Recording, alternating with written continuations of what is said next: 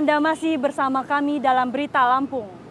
Bagi Anda yang baru bergabung, berikut Berita Lampung pilihan hari ini.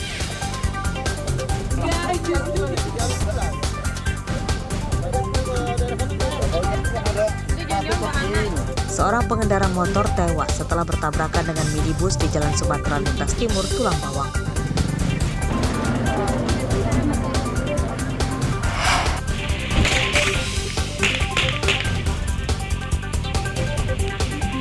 Seorang begal motor yang biasa menyasar anak-anak dan remaja diringkus polisi Lampung Tengah. Ini masih kawannya masih lari, masih kita kejar.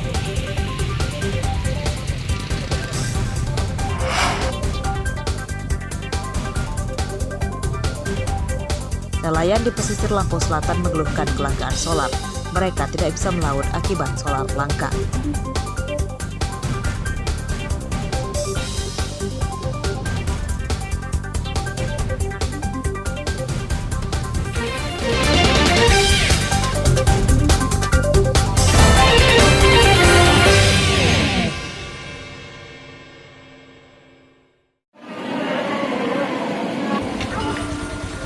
Pengusutan kasus korupsi di perusahaan BUMN PT Karya Nusa 7 yang merupakan anak perusahaan PT PN 7 memasuki babak baru.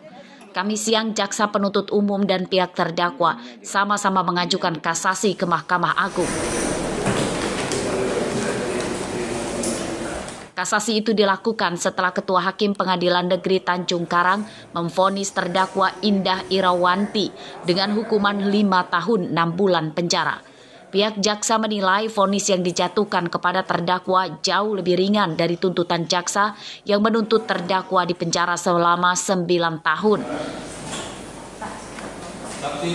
Indah ya, bandingnya sudah turun ya. Bandingnya menurunkan dari putusan PN. Tadinya kita tuntut 9 tahun, putus 7 ya. Putus 7, banding terus 5. Terus banding itu 5. Jadi dari dasar itu kita akan banding, kita akan uji di kasasinya di Mahkamah Agung. Karena ini sudah merugikan keuangan negara. Sementara itu, penasihat hukum terdakwa Indah Irawanti mengklaim vonis itu memberatkan karena terdakwa telah mengembalikan sebagian uang kerugian negara, termasuk menyerahkan beberapa aset terdakwa. Kita akan mengajukan kasasi juga ke Mahkamah Agung dan sudah ada beberapa uraian untuk memori kasasi ini sudah kita buat, tinggal kita serahkan hari Kamis. Optimis banget ke kasasi kita, Bang? Insya Allah, karena kan proses hukum itu semua punya hak. Jadi silakan jaksa kasasi, ya kita juga punya hak untuk kasasi. Nanti kita Indah Irawanti merupakan mantan direktur perusahaan yang bergerak di bidang peternakan sapi. Ia diduga menyelewengkan uang setoran konsumen selama 5 tahun, mulai tahun 2015 hingga 2020. Modusnya, seluruh transaksi perusahaan dialihkan menggunakan rekening pribadi terdakwa. Kerugian negara akibat korupsi itu sebesar 5,7 miliar rupiah. Arsadi Saputra melaporkan dari Bandar Lampung.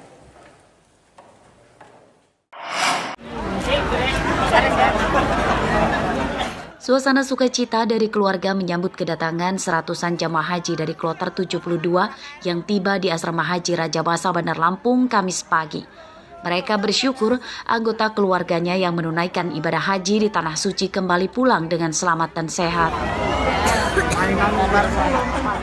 Salah satunya Sirawati, keluarga salah satu jamaah haji asal Krui, Kabupaten Pesisir Barat. Ia menginap di Asrama Haji Bandar Lampung untuk menjemput kakaknya yang tiba dari Tanah Suci. Ibu dari mana, Bu? Dari Krui. Dari Krui? Iya. Dari Krui dari jam berapa itu, Bu? Kemarin. Oh, kemarin? Iya, kemarin. Menginap di sini? Iya, nginep dengan anak. Bareng keluarga? Iya, keluarga. Bisa ungkapin lagi, Bu, perasaan seperti apa, Bu? Kedatangan kakak? Gembira betul. Karena pulang karena semuanya. Iya, saudara udah naik semua. Udah naik semua saudara. Oh ya, iya. Saudara. Saudara. Ini kakak beradik. Sampai sampai jam 5. Jam 5 sampai sini ya Pak? Iya, sampai Nah, seperti apa Pak perjalanannya Pak? Jalanannya alhamdulillah nggak ada halangan suatu apapun. Kita semua diberi kemudahan oleh Allah Subhanahu wa Ta'ala. Jemput keluarga? Ya, udah datang anak dan keluarga, adik, ibu, semua jemput. Berdasarkan data Kementerian Agama Lampung, kloter 72 ini merupakan kloter terakhir yang tiba di Lampung pada musim haji 2023. 101 jamaah haji di kloter 72 berasal dari berbagai daerah di Lampung. Dengan tibanya jemaah haji dari kloter 72, pertanda musim haji tahun ini telah selesai.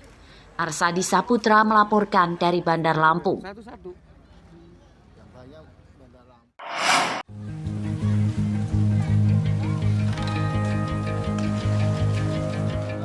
Kerang hijau jadi salah satu komoditas utama warga desa Legundi, Kecamatan Ketapang, Lampung Selatan untuk menopang perekonomian mereka. Berkat ketekunannya, kini omset mereka mencapai jutaan rupiah setiap bulan.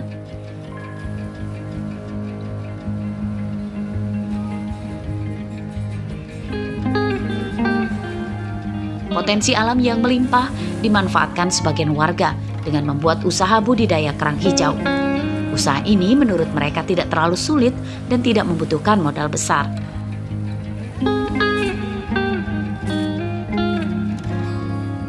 Mereka membutuhkan ban bekas yang dibentuk sedemikian rupa dan dijadikan media tumbuh kerang hijau. Selain itu, bilah-bilah bambu dengan panjang sekitar 4 meter yang berfungsi sebagai tumpuan ban bekas kemudian ditanam di air laut.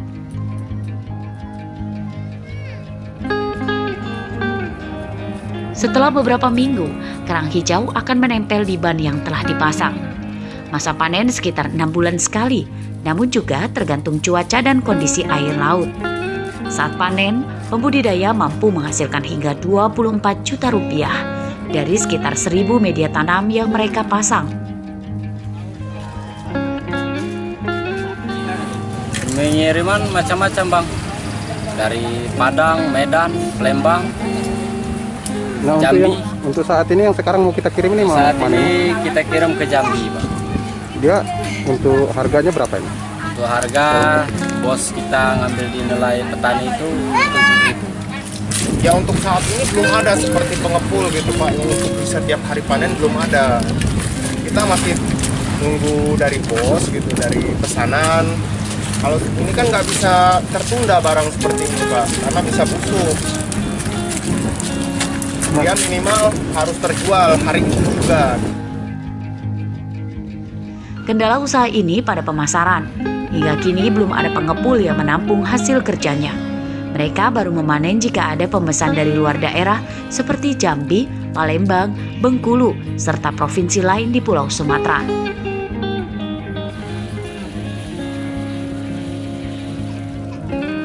Harga 1 kg kerang hijau bercangkang 7-10 ribu rupiah per kilogram. Sedangkan yang sudah dikupas harganya 40-50 ribu rupiah per kilogram. Aris Susanto melaporkan dari Lampung Selatan.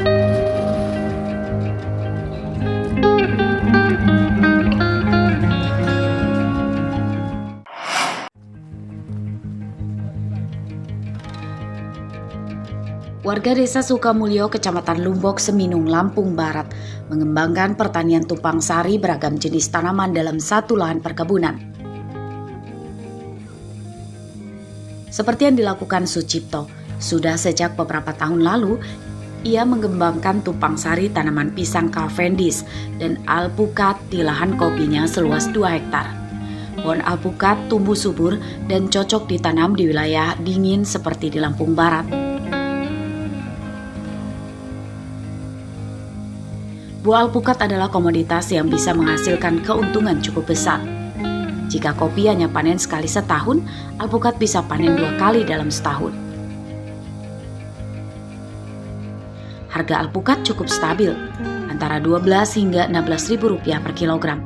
Dari 200 batang pohon alpukat jenis mentega, Sucipto bisa mendapatkan hingga 9 ton alpukat sekali panen. Harganya kalau untuk premium 15.000, kalau super biasa ada itu cuma 11.000 dan asalan kalau istilahnya yang paling kecil itu asalan 4.000. Kalau tadi yang kayak kita ambil itu jenis alpukat yang apa? Premium. Premium ya? Ya, masuk premium itu. Ini 2 minggu sekali dia panen. 2 minggu sekali panen ya? 2 minggu sekali panen. Sekali panen bisa mendapatkan berapa kilo? Tergantung itu Pak, tergantung batangnya Pak. Kalau misal banyak kadang-kadang dapat mencapai 2 pikul, 2 ketal atau 1 kuintal.